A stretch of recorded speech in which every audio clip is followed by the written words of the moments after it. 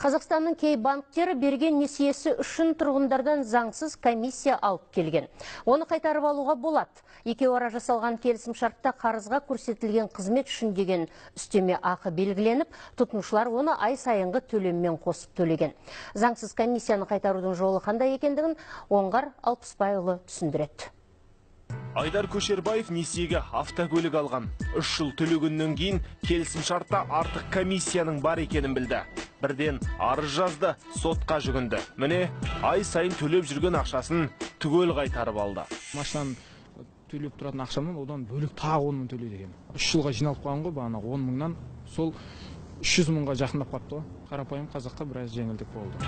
Қайтарып алынған ақшадан бөлек банкпен жасалған келісім шарт өзгертіліп, алдағы уақытта ол комиссия мүлдем алынып тасталды. Нәтижесінде несиенің мерзімі де, ай сайынғы төлем сомасы да ежептәуір қысқарған. Банк вправе взимать комиссии только за банковские услуги. Банк көрсететін қызметімен операциялар үшін ғана комиссия алады. Ал бұл бөлек. Банк комиссиясына да, операциясына да жатпайды. Сондықтан заңсыз болып есептеледі.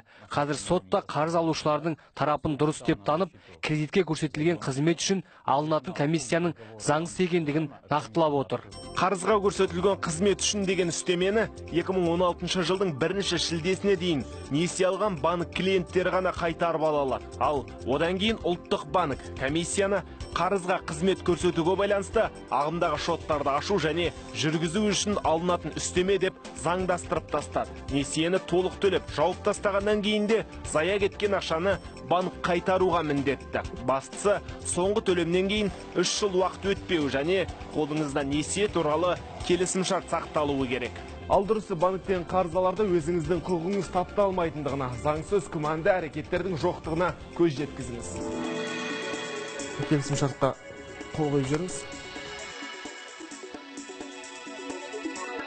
Несиені рәсімдеген кезде менеджер сіздің қолыңызға дәл осындай қалың қағаз береді. Оның ішінде қос тараптың міндеттері толық көрсетілген. Ал сіз осы қағазды бір рет болсын толық оқып көрдіңіз бе? Банк қой, алдамайды деп сенеміз, қолымызды қоямыз, ақшаны алғанша асығамыз. Нәтижесінде өзіміздің аңғалдығымыздың арқасында өз еркімізбен тірнектеп жинаған тиынымыздан әп-сәтте айырылып қаламыз.